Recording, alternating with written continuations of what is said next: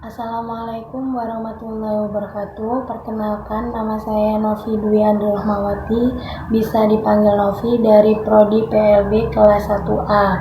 Di sini saya akan menjelaskan hasil pemahaman saya mengenai latar belakang konsep ilmu alamiah dasar dalam kehidupan pada pertemuan kedua dan alam pikir manusia dan perkembangannya serta hakikat manusia pada pertemuan ketiga mata kuliah ilmu kealaman dasar.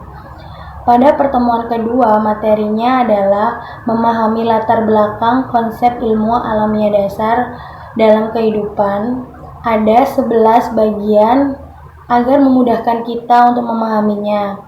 Yang pertama, tujuan dan fungsi ilmu alamiah dasar yaitu memperkenalkan konsep dasar ilmu pengetahuan, memberikan wawasan, pengetahuan dan apresiasi terhadap objek dan cara pemikiran serta pendekatan dalam ilmu pengetahuan alam dan teknologi, memberikan bekal agar bisa memanfaatkan bahan dan cara pemikiran dengan pendekatan hasilnya dalam ilmu pengetahuan alam dan teknologi, mengembangkan interaksi yang selaras antara disiplin ilmu eksak maupun non-eksak. Kedua, latar belakang ilmu alamiah dasar dibagi menjadi dua, yaitu manusia dengan segala keunikannya dengan panca indera dan mitos. Yang pertama, manusia dengan segala keunikannya dengan panca indera, sebagaimana makhluk hidup lainnya, manusia memiliki kemiripan baik secara morfologis, anatomis, termasuk mekanisme organis yang memiliki kesamaan proses biologis, bergerak dan lain-lain yang merupakan ciri makhluk hidup atau biotis. Tetapi dibandingkan dengan makhluk lain, keunikan pada manusia yaitu rasa ingin tahunya atau kuriositas yang dapat berkembang signifikan atau biasa kita sebut dengan daya pikir atau budidaya, serta panca indera. Manusia memiliki rasa ingin tahu yang selalu berkembang dan tidak pernah puas, karena dibekali akal budi.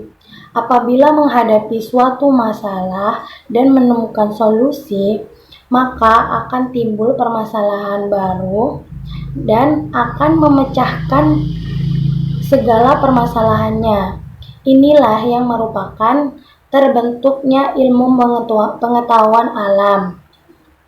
Manusia akan terus mencari tahu apapun pengetahuan yang ada di sekitar dan akan mengembangkan pengetahuan lama menjadi pengetahuan baru sesuai dengan perkembangan zaman. Dengan panca indera pula akan memberikan tanggapan terhadap semua rangsangan untuk menjadi sebuah pengalaman dari fakta yang didengar, dilihat, dirasakan, dan dijalani, yang mengakibatkan manusia meningkatkan taraf hidup ke strata yang lebih tinggi dan menimbulkan dua dorongan yang melahirkan ilmu pengetahuan murni dan ilmu pengetahuan terapan.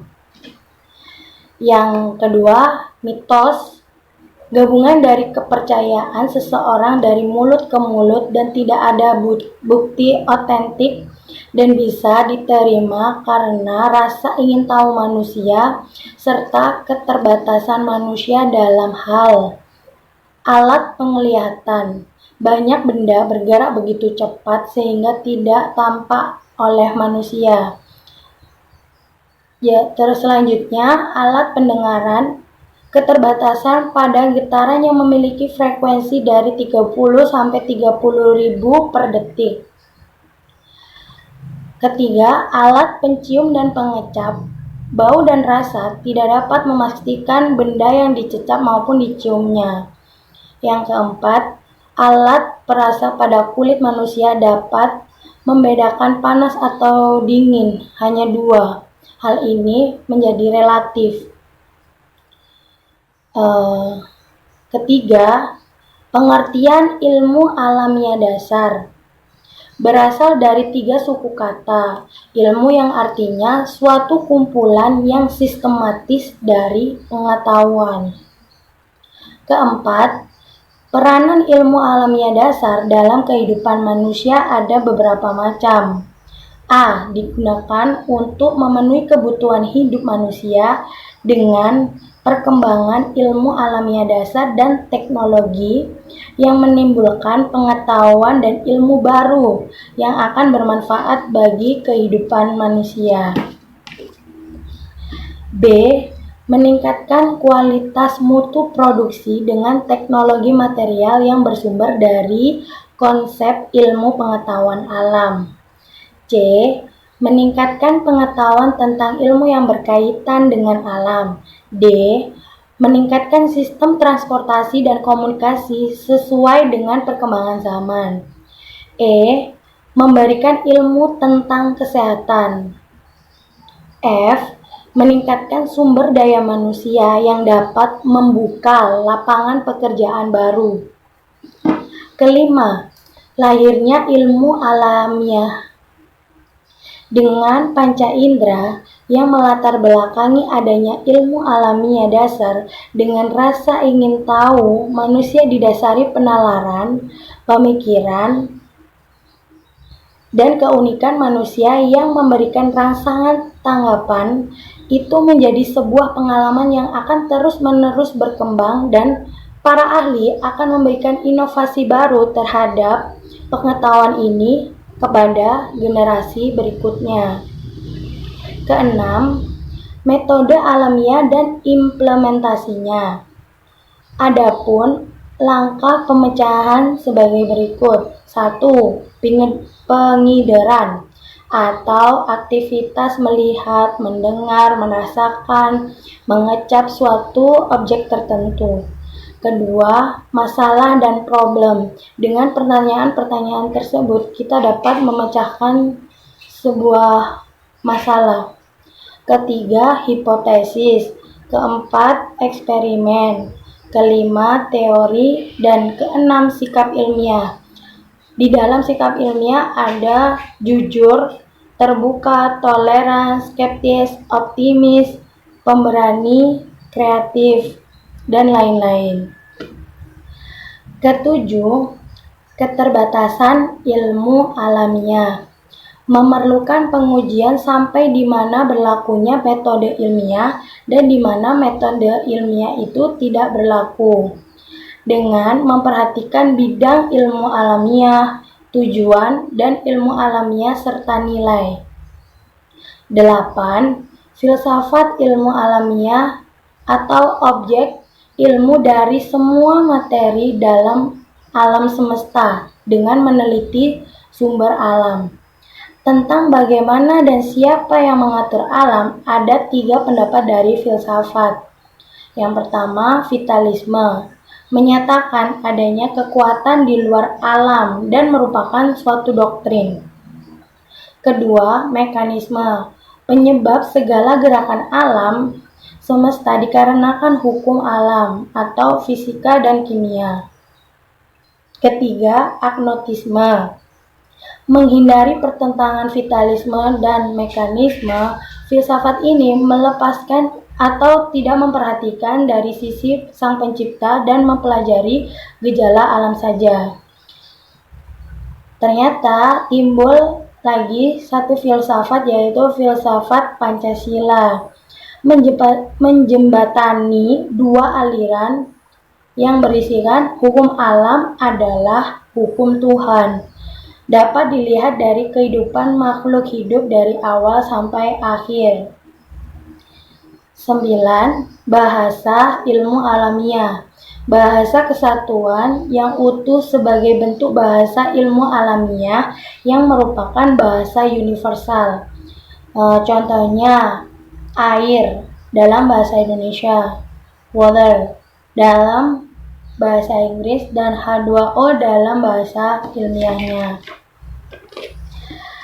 Ke-10, Keterbatasan indera manusia sudah saya jelaskan tadi pada saat menjelaskan mitos ada keterbatasan manusia. Di dalamnya ada alat penglihatan, alat pendengaran, alat pencium dan pengecap, dan juga alat perasa pada kulit manusia. 11. Pembagian ilmu pengetahuan ada 3, yaitu pengetahuan sosial, membahas hubungan antara manusia dengan makhluk sosial lainnya. Kedua, pengetahuan alam, membahas alam semesta beserta isinya. Ketiga, pengetahuan bumi dan antariksa, tentang bumi sebagai salah satu bagian dari tata surya dan ruang angkasa dengan benda angkasa lainnya. Selanjutnya, pada pertemuan ketiga membahas tentang alam pikir manusia dan perkembangannya serta hakikat manusia. Tujuan atau targetnya menjadikan manusia yang selalu bersyukur atas kekurangan dan kelebihan yang dimilikinya agar bisa sukses untuk kedepannya dan mengembangkan potensi yang dimilikinya. Yang membedakan manusia dengan makhluk hidup lainnya adalah pikirannya. Karena manusia bergerak, hewan dan tumbuhan juga ikut bergerak. Maka dari itu, manusia bisa membedakan manusia hidup dan manusia mati.